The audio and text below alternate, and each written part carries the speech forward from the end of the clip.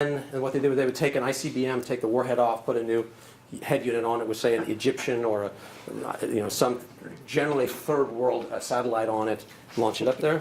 Then the Russians had a failure. Then they raised their prices. The Indians came in. I don't actually know how much the Indians are charging right now. Now NASA has stepped up and offered $30,000 per U within the Atlanta program, which is a fantastic price. And then realistically, what I hear from somebody like SpaceX is if you are a government-aligned customer, you're going to pay about $250K for a 3U, and you're going to pay about $500 if you're not a government-aligned customer, if you're a private customer. All of those are still pretty good prices for doing single satellite launches, but they're not particularly good at the cost per kilogram level. But we do hear that there are a lot of technologies that are almost ready to be flown, shown as a TRL-raising mission. So payloads seem to be pretty big there. And I mentioned this whole issue of advertising and stuff like that. Paul. So you pointed out that SpaceX is going to be charging $500K for a That's what I hear. 3U. Yeah. If a person offered that as a service for a dedicated vehicle in that price range, would you get a few launches a year? Do you have the credibility of SpaceX? If you had demonstrated the capability? Yeah, I think you would, if you had demonstrated. And that's one of the things I come up here and need credibility. I could touch on that a little bit. Can you pass over the lens? Sure. Thank you. You know, you mentioned the problem with the FCC. What are they going to do if they get 100 CubeSats laying on their desk? But there's other limitations too, isn't there? I mean, like, don't the things have to deorbit now? Deorbit is actually fairly easy to meet. The orbit requirement is fairly Leo, good. it's probably not a problem. But Right. also, what about Space Command having to track all these things? You think at some point they're going to say, it's hard for us to see all these little guys anyway. They might. 1U is pretty hard. 3U is fairly doable from their perspective.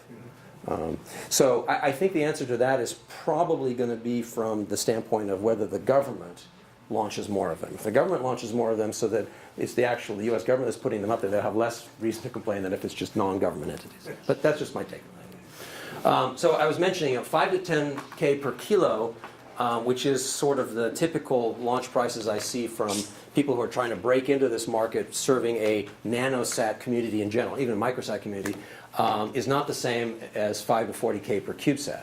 You don't see 5 to 40K per CubeSat prices. You see 250K per 3U kind of prices. So this is tough. Will you get many sales at 500K? Yeah, you probably would. Generally speaking, the consensus seems to be that a 3U mission is somewhere at $1 to $1.5 million total mission cost. Some years ago, when Pumpkin's first customer got to orbit, that was a small team in Colombia, they did their entire mission, including launch ops, and the thing eventually died because it was primary batteries only, did the entire mission for under 200K. So those numbers are possible, but they are a little bit outliers at this point. But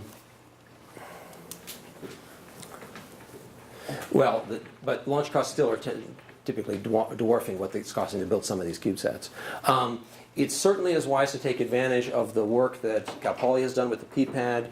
There are other entities as well. There's SFL UTIS in Toronto with their XPod, and there's also a Dutch company, ISIS in the Netherlands. They have the ISIPod.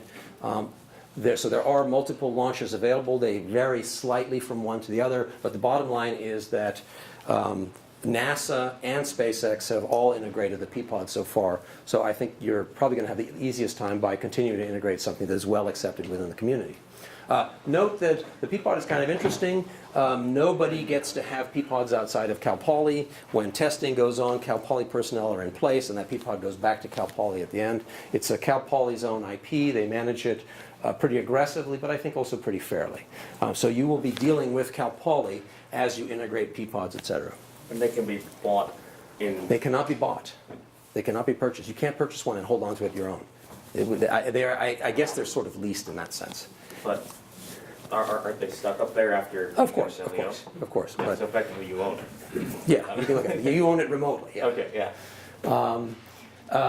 I think it's very important to note that when we talk about these other issues about licensing and all that, people aren't just looking for a launch, they're really looking for a launch service provider. They need you to hold their hand as they move through the various processes, et cetera. So you're going to have to do some legwork to get them to make sure that they are doing everything they need to do in order to actually show up at your door, and you have the authority to then launch them at that time.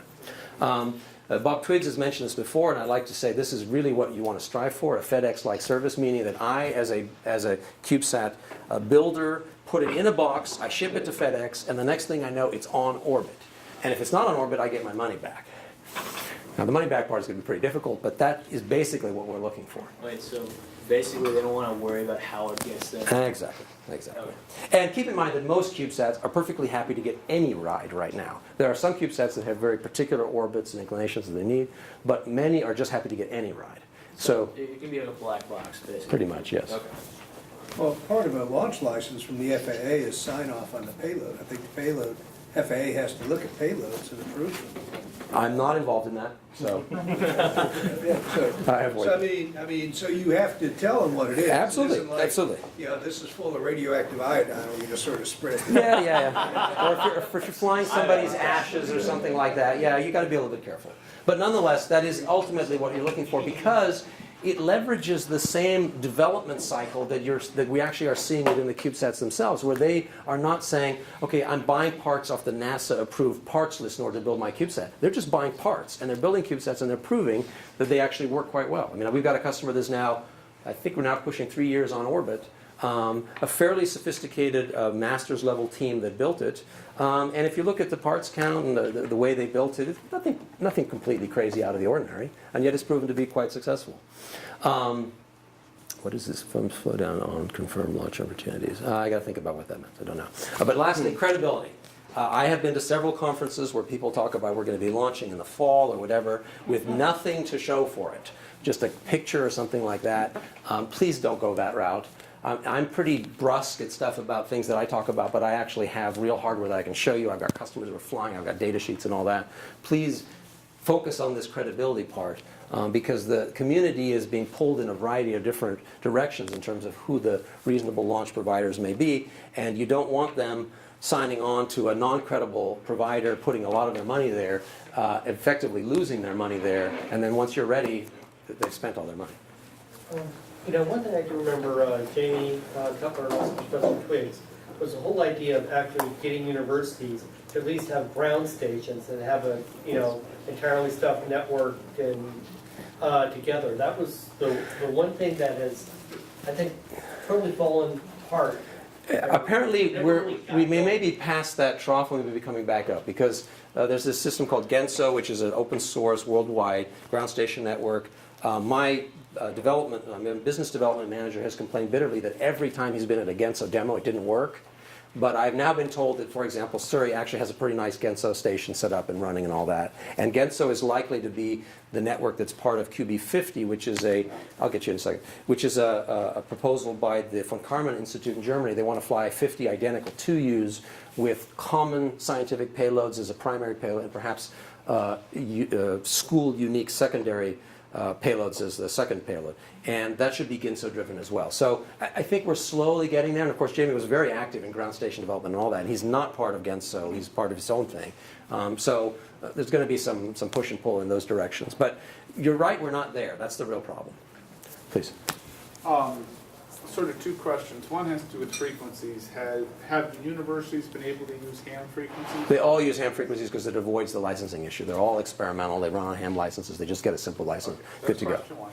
Question two is, one of the things, there's a two-way credibility problem here. One of the credibility things is it's take a lot of money to develop a launcher. Is the market really there? How do you think the market would respond to a fully refundable in a separate bank account at any time escrow, like 5% of the launch cost to just hold a place in line for a couple of years? Do you think, that would show to people that, hey, there are people who are serious enough about wanting a launch to put a little money in something they can get back. Do you think that would go over well or not? I think it would go over well. My only comment is in a couple of years. Yeah. I think that most people have a window of reasonably 2, max 3 years. Reasonable development is a couple of years. Sure. No, I understand. Your problem is tougher than their problem right now. Yeah. They just want launches. Yeah. You need to deliver something that's reliable. Yeah, Okay, so what would count as credibility? Would basically showing a short launch, or? Yeah, I think a plan that suggests reasonable time frames, that demonstrates a proper level of funding, and a demonstration first, the motor demonstration, then flight demonstrations, et cetera, and also showing that you are in fact satisfying all the regulatory hurdles that you're going to reach, et cetera. I mean, I've seen teams that want to go to faraway islands in the Pacific, et cetera, to pull this off. And when you start talking to other folks who are associated with it, they say there's something not quite right here. So, Okay, so basically like tangible, physical evidence of you getting to where you want to go. yeah. Okay. Please. Is there a suborbital CubeSat working? There appears to be. I mean, I'm aware of several launches that are expected to be, well, yes, actually, I can think of several that are actually planning on going suborbital just to prove certain technologies. But I think low orbit is probably more likely just because they're looking at, okay, we only got 10 centimeter aperture, but if we can get just low enough to pull this off, this is a useful 5-day, 10-day, 45-day mission, et cetera. And you mentioned about the money back thing. Actually, my thinking would be the market would be fairly agreeable to like a 50% success rate on launches if you had a dedicated launcher or what. I mean, they want to get something launched, right? Correct. But I don't think they'd be. They would accept the 50% probably rather readily if they knew that you had launches scheduled every 2.5 months. And they could hop on the next one if you didn't make the first one. So, any other questions? Please. Can these satellites talk to Iridium or Globalstar or other satellite networks above them? There are pretty serious challenges in terms of spot beams and stuff like that, but people are looking at that right now. Okay. Yes. Has anybody? I'm usually question man, but you're question man today. Has anyone successfully flown a 3-axis stabilized 1U? No, but this launch that's coming up has at least 2 is all I can tell you. How does this fit into, I remember reading in Aerospace America about, what agency is doing it, but they have like the constellation of nanosats. Mm-hmm. So I don't know if it's NRO or. Constellations have been, lots have been talked about and bandied about constellations. I just don't think we're quite there yet, probably because of the overall network comms problem more than anything else. Okay, so that, I forgot what it's like Falcon 3 or something? You might be thinking of F6. F6, that's it. Yeah. Is that, that's F6 not just had a big stop work order a few months ago. Yeah, there's certainly been tons of money going into it, but we haven't seen anything ready to fly yet. Oh. Please, Eli. How do the Nanosat developers deal with FCC regulations? Do you know? It's not that painful. I mean, you simply say, I need a license, and you've got to go through that, et cetera. And generally speaking, they've all avoided major headaches because they've all gone under experimental licenses. Even like CubeSats that are funded partially by some of the bigger aerospace companies, they fund a school to build a CubeSat. Even that one is likely to broadcast on an amateur license, not on some spectrum that is owned by that particular company. There are some exceptions to that. I think Boeing broadcasts on their own frequencies, and there are some radios. There's at least one radio that's been designed such that it could broadcast on an owned frequency. Of course, you then have to pay for that operation. But the FCC part has actually not been that big a deal. The worry more is, can the FCC deal with lots and lots of licenses as the time frames to actually getting these things launched get shorter and shorter and shorter, which is the presumption once launches are available. Yes? On that note, are they how do I put this? Are they authorizing fleet licenses at all? As far as I know, license for the company for a particular period of time. it's not going to be for a company that's amateur/experimental.